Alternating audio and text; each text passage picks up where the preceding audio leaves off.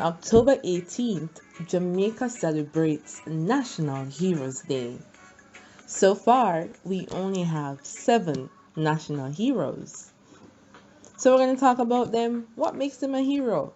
How did they get the highest honor of the land? Let's jump into it. We're going to read something on each hero, including our heroine, Nanny of the Maroons, and you can let us know why you think they got the national hero title. No, Nani place of birth is said to be Ghana, and her date of birth is circa 1600, right? And she's also known as Granny Nanny, Nanny of the Maroons, Queen Nanny. Let's speak about Nanny. Nanny was a leader of the Maroons at the beginning of the 18th century. She was known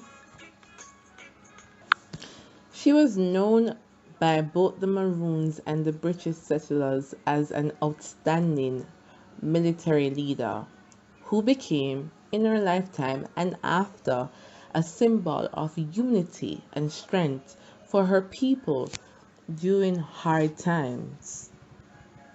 She was very important to them in the fierce fight with the British.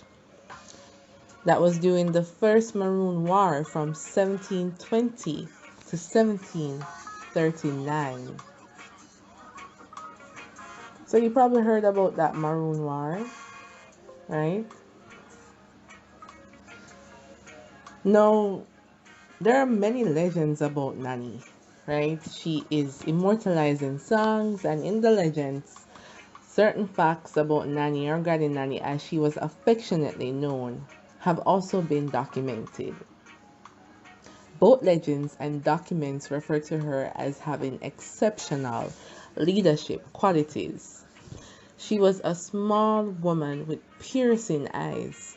Her influence over the Maroons was so strong that it seemed to be of the supernatural and was said to be connected to her powers of Obeah. She was particularly skilled in organizing the guerrilla warfare carried out by the Eastern Maroons to keep away the British troops who attempted to penetrate the mountains to overpower them. Her cleverness in planning guerrilla warfare confused the British, and their accounts of the fights reflect the surprise and fear which the Maroon troops caused among them.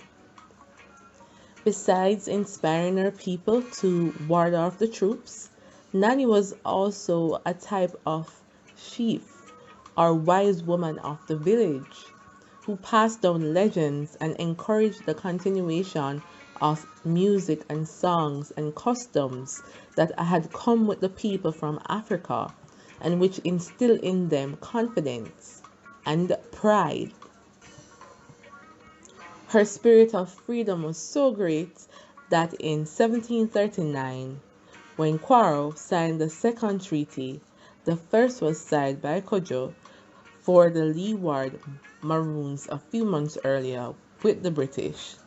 It is reported that Nanny was very angry and in disagreement with the principle of peace with the British, which she knew meant another form of them being subjected to abuse and slavery and everything there. So I've seen comments, people saying that she was a sellout, but this does clear up that she wasn't the one who signed the treaties. She was not with it. She was angry about it based on this document. No, there are many legends about Nanny among the Maroons. Some even claim there were several women who were leaders of the Maroons during this period of history. But all the legends and documents refer to Nanny of the First Maroon War as the most outstanding of them all, leading her people with courage and inspiring them to struggle to maintain that spirit of freedom and life of independence, which was their rightful inheritance. Now, on March 31, 1982, the Right Excellent Nanny of the Maroons was conferred the Order of the National Hero, as per Government Notice 23, Jamaica Gazette, along with Sam Sharp. So let us know what you think of Nanny of the Maroons. Do you see why she is the only female national hero? So let us know in the comments what you think. Now let's move on to the other national hero. Big them upon this wonderful day. Let's do Sam Sharp. What you know about Sam Sharp? Before you even listen to what I say, let us know in the comment what you know about this man. Now let's go. Samuel Sharp was the main instigator of the 1831 slave rebellion, which began on the Kensington estate in St. James, and which was largely instrumental in bringing about the abolition of slavery.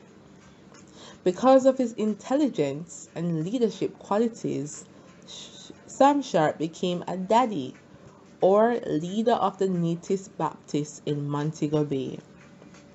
Religious meetings were the only permissible forms of organized activities for slaves.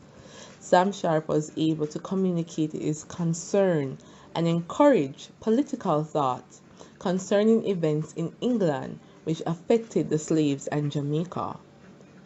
Sam Sharp evolved a plan of passive resistance in 1831, by which the slaves would refuse to work on Christmas Day of 1831, and afterwards, unless their grievances concerning better treatment and the consideration of freedom were accepted by the state owners and managers. Sam explained his plan to his chosen supporters after his religious meetings and made them kiss the Bible to show their loyalty. Sam not easy, you know? They in turn took the plan to other parishes until the idea had spread throughout St. James, Trelawney, Westmoreland, and even St. Elizabeth and Manchester. Word of the plan reached the ears of some of the planters.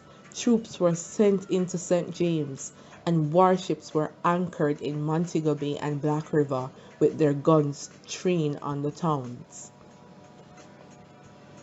Sound like a movie though, but it was real life. I don't know if there's anything that exists in movie form on our heroes like that. I know there might be something on Marcus Garvey and some documentaries, but do we have movies? Let's continue. On December 27, 1831, the Kensington Estate Great House was set on fire as a signal that the slave rebellion had begun. A series of other fires broke out in the area, and soon it was clear that the plan of non-violent resistance, which Sam Sharp had originated, was impossible and impractical. Armed rebellion and seizing of property spread mostly throughout the western parishes, but the uprising was put down by the first week in January. A terrible retribution followed. While 14 whites died during the rebellion, more than 500 slaves lost their lives, most of them as a result of the trials after. Sam Sharp was sadly hanged on May 23, 1832. In 1834, the Abolition Bill was passed by the British Parliament, and in 1838, slavery was abolished. Sam Sharp had said, "I would rather die upon yonder gallows than live in slavery." On March 31st, 1982, the Right Excellent Sam Sharp was conferred the Order of the National Hero as per Government Notice 23, Jamaica Gazette, along with Nanny of the Maroons. So that's two so far, guys. Let us know what you think. I find it really interesting.